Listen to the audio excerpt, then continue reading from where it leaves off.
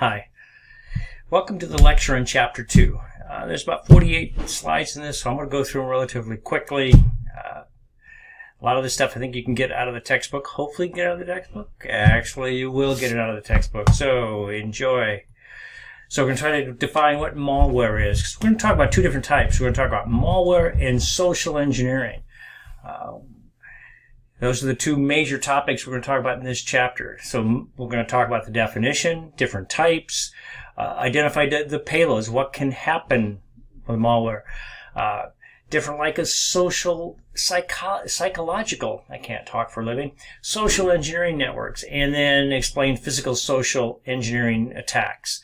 Now, malware basically is malicious software. Malicious software is it's software that enters your computer without your consent, and the threat vector uses it to deliver a payload or something to perform harmful function once it's started, once it's invoked. So malware is just a general term for a variety of damaging and annoying software. Now, there are some classifications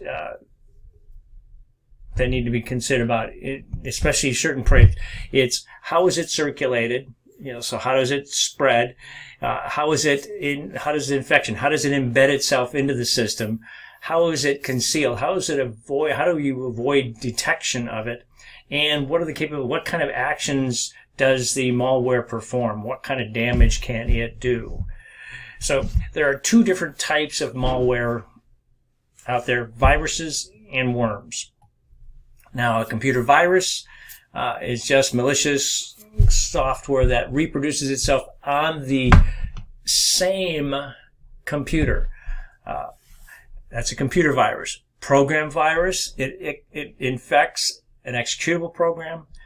A macro is a set of instructions that can group together as a single command. If you're in a lot of different programming applications, you actually can write macros. So you just want to create your own little command and list of things. Okay, my command, you can say I want to change the prompt, I want to change the date format, I want to change, and you can execute this command, and it is your little command. And it's a cool tool, and it's used by a lot of system administrators. But it can also contain a virus. So when you execute a certain command, also a certain virus is executed. So now, infection methods. There's an appender infection. Basically means it appends itself to the end of a file. Now, granted, those are easily detected by programs that are scanning for viruses. So it basically says, here's my code. I append the virus at the end of it. Easy to find. Now, that's usually the one that's not used the most, but most viruses go to great lengths to avoid detection. You may hear it called armored virus, but there are different types. There's Swiss cheese, split infection, or mutation. Swiss cheese it injects themselves in executable code, and the virus code is scrambled to make it more difficult to detect. A split infection, the virus is split into several parts and placed in random parts in the program, and then, go through. And then mutation, viruses tend to change over time. A couple of different types, and I can't even pronounce those terms. But one is the oligomorphic virus changes its internal code, to set one number at predefined mutations whenever executed. So I'm going to mutate every third attempt. Polymorphic changes from its original form when it's executed. Metamorphic changes, it can rewrite its code and appear different each time it's executed. So here's a Swiss cheese where it just kind of takes your what's being called you're kind of putting parts of the code to get to the execution point, but you've encrypted the virus that you really don't know what it is, but it's decrypted at several different parts and then executed. Now, the split infection, as you can tell, you get to the program, it starts jumping to different parts, goes part A, then to B, then to C, then to D, and then the main body. So it's harder to track what is going on and how to get the virus to execute. Now, viruses basically perform two basic actions. One, they have a payload, the code that actually causes the damage, performs the malicious act. And then it reproduces itself by inserting code in another file on the same computer. Now keep that in mind, on the same computer. Examples of virus actions could cause the computer to repeatedly crash, erases files, turns off the computer settings. Now viruses cannot automatically spread from one computer.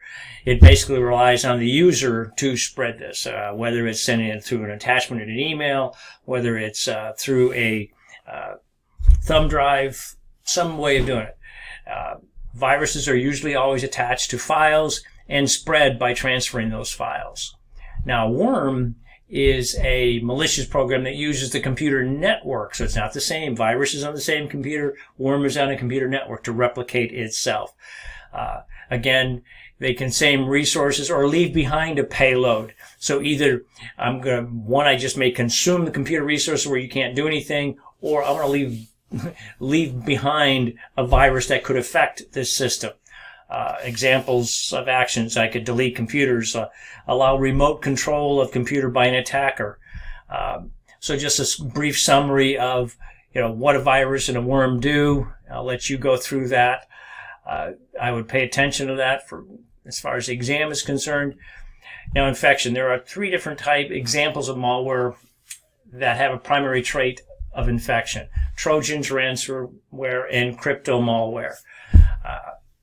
Now, a Trojan is an executable program that does something other than advertise. So it advertises itself that you want a contest, but it's hidden behind and it launches attack behind the scenes. So you're thinking one thing, it's delivering something else. Remember the Trojan horse story in Greek mythology. Build a wooden horse, thinking it was a gift. Inside are soldiers. They roll the horse in. At night, the soldiers come out, open the gates, and guess what? You lose the battle. Same thing happens. Something's hidden inside of the launch vehicle. So here's examples, hey, free calendar program, sign up for a credit card, several different types. Now, there is a special type of Trojan, a remote access Trojan, or called a RAT, where it gives the threat actor unauthorized remote access to a victim's computer using, specialized communication software. Now, ransomware prevents the device from operating until a fee is paid. Granted, this is becoming probably more and more popular, and it is becoming very highly profitable for people that want to damage your computer. Variation of ransomware, they'll give you a fictitious warning about a software license that expired, a number of things. Now, granted, you can see the message, hey, your computer has been locked. Please pay X number of dollars. And, of course, they make it look like, the federal government is locking it because some federal law. But either way, it says, you're paying $200. You got 7,200. It says otherwise be arrested, but more than likely in 72 hours, this fee goes from 200 to 500, from 500 to 1,000, and it keeps going through. So, definitely interesting. Now, ransomware can look like it is, you can't find it in your system. So it's put onto the system. It says it's infected, but you don't see, in his case, you see, whoops, I got a backdoor. I got several Trojans on my thing. I got a virus. So good thing you want to make sure you keep your security software up to date. Crypto malware, probably the more malicious form of ransomware, threat to, I'll encrypt all your files if you don't pay within a certain amount of time. once software connects, the threat actor's, control and command is, now it's like I can, once it's infected with this malware, now I can sit back in my control center. I can sit back remotely and receive, and then the server can receive my instructions that I want it to do. A locking key is usually generated for the encrypted file, and that key is either encrypted and downloaded. And then the second key potentially is sent once they pay. If I send a key, the key may not restore all your data.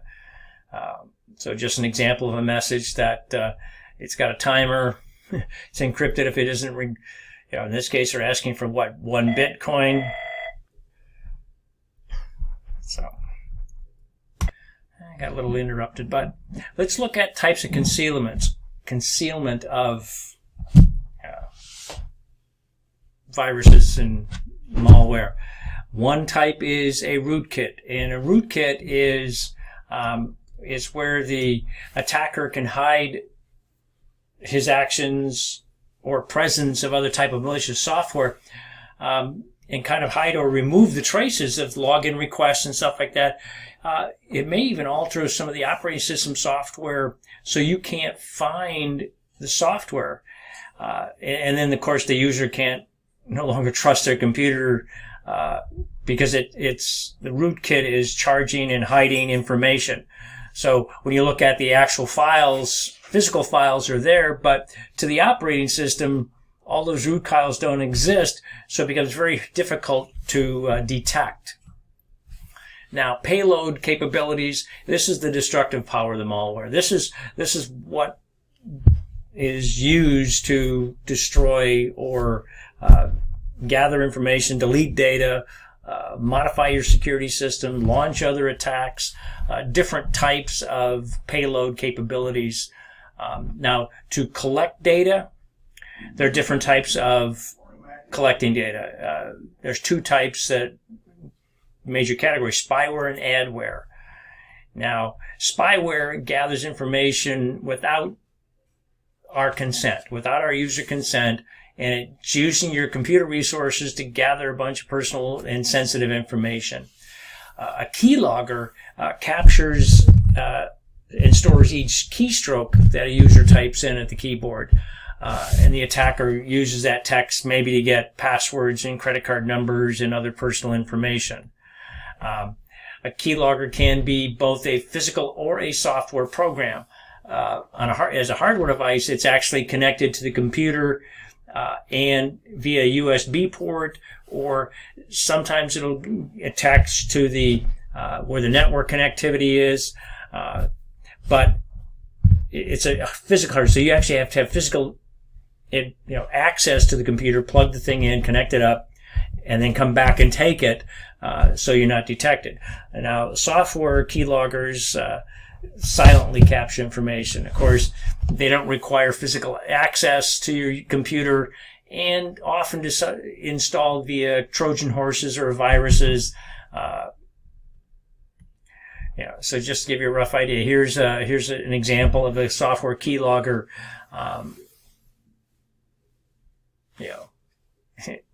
Echo DSoft. So just give you a rough idea. Or here's a physical keyboard. So it's where I'm putting my serial connection in, and because what's happened, this is connected probably back to your keyboard, and this is grabbing everything off of your device. Now, you also have seen things about adware. Heard about that topic. Now it's a program that delivers advertising content in a manner that you don't expect or unwanted. Maybe advertising banners, pop-up ads, may open a different browser randomly. Now, the reason why don't we like those? One, it could be the content that's being displayed. Maybe the pop-up windows too often. Too many, the pop-ups can slow the system down or maybe even cause crashes. And it's just an outright annoyance between that. Now, there are some payloads that actually deletes the data from your computer. One's called a logic bomb. It's computer code that pretty much lies dormant until it's triggered by an event, whether it's a date, a time, a certain key phrase that's typed in, a certain control sequence that's typed in, and you probably wouldn't see it when you scan, but once you type in a certain command or sequence, it would kick off. Now, it can also modify your system, and it would maybe give you a backdoor and access to the computer system program or service that kind of bypasses your normal security program. So when it's installed, it allows the attacker to return at a later time and bypass all the security stuff. Now, how do some of these attacks launched? Well, some of them are launched by bots or zombies, and basically it's under the control of somebody else. And a group of zombie computers that are kind of put together in a logical network, that's called a botnet. And who's controlling this botnet is called the bot herder. He's the one controlling everything else. And all these computers are pretty much waiting for instructions through a command and control center from the bot herders to do something. A common control center uses HTTP, which is definitely more hard to detect or do anything to detect or block. So the different types of attacks, spamming, spreading malware, manipulating online polls, denying services, all of those are ways of getting that. Now, on the other side, those are some of the things that can load in software. But then the other thing of this chapter, we want to talk about social engineering. And it's probably more of this goes on than anything else. But basically, social engineering is a means to gather information for an attack by, it's just relying on the weaknesses of individual, but maybe it's just because we're nice. It isn't that we're physically weak, but it says, because we want to help people, they're friendly, they're courteous, they're asking information that makes me feel good, attacking using psychological approaches to help me give them answers. Because what's its goal? I want to persuade the victor to provide the information or to do something for them. They may try to gain your trust without moving too quickly. They'll provide a reason why. I'm a tech in the field and my computer's down. Could you please tell me the email address of my client? Their phone number is blah, blah, blah. Or they'll project confidence. They'll walk into a room and they'll just kind of go where they're going, know where they're going, and then people go, don't question them. So maybe they'll make you laugh. Maybe they'll just try to make you feel good or feel like they belong in the situation.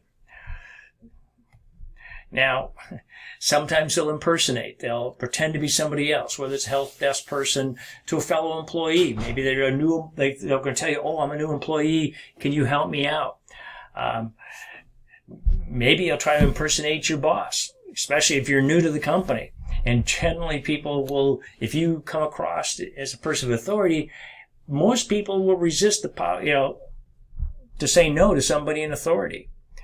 Now, another method is phishing. Phishing is sending an email claiming to be some legitimate source and then tries to trick you to give you information, whether it's emails or fake websites. There's several different types of variations. Spear phishing, that's phishing that's targeted to specific users. Whaling is I'm looking for the big fish. I'm not trying to target all of the Joe Q public, but I'm looking to go after CEOs and more important people. Maybe I'll use phishing. Basically, instead of using email, I'll use the telephone. So it's a voice phishing.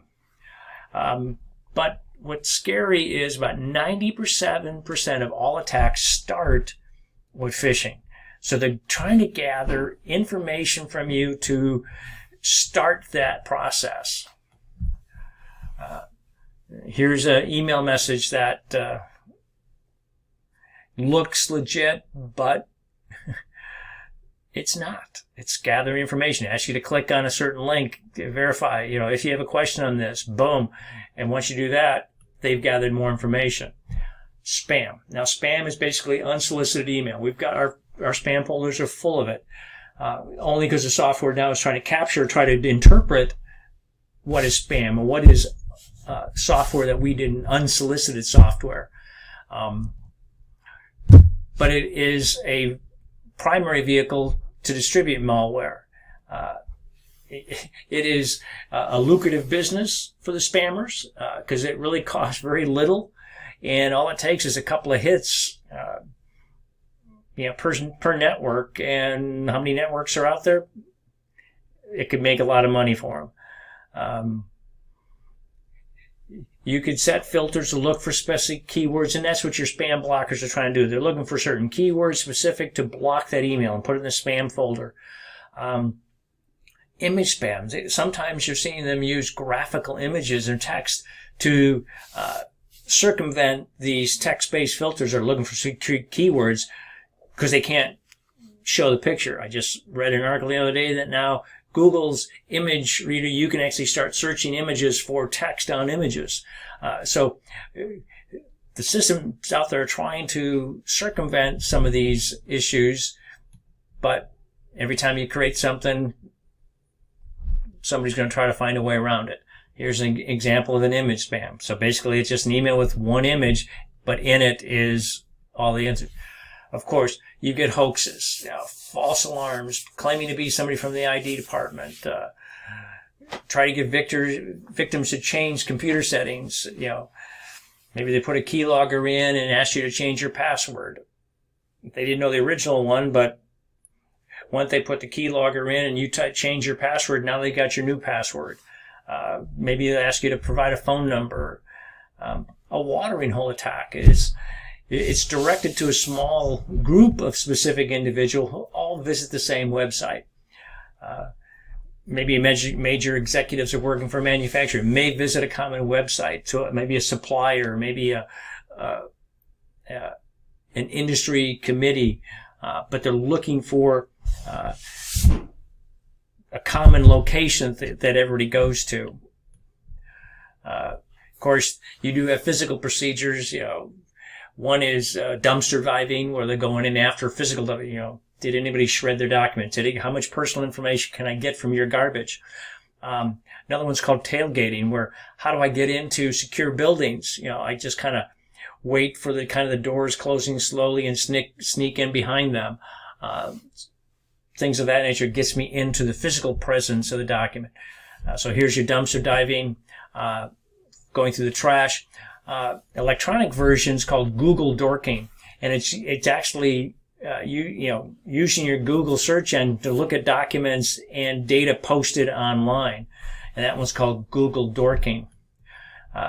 Types of information that people are looking for: calendars, computer hardware, memos, organization charts, phone directories, policy. All of these things are things that should be shredded if you've got physical dividing. Now, tailgating, like I said, it's following behind an authorized person to get through access. Or piggybacking, where it's kind of like, an unauthorized person, somebody else is going to conspire to help an unauthorized person, allow them to walk in with them. Hey, just let me come in with you, dude, blah, blah, blah, blah, blah. Or watching for security code for keypads. How often do you in the bank going to an ATM machine? Who's behind you watching over your shoulder? Sometimes you're oblivious to it. So that's tailgating.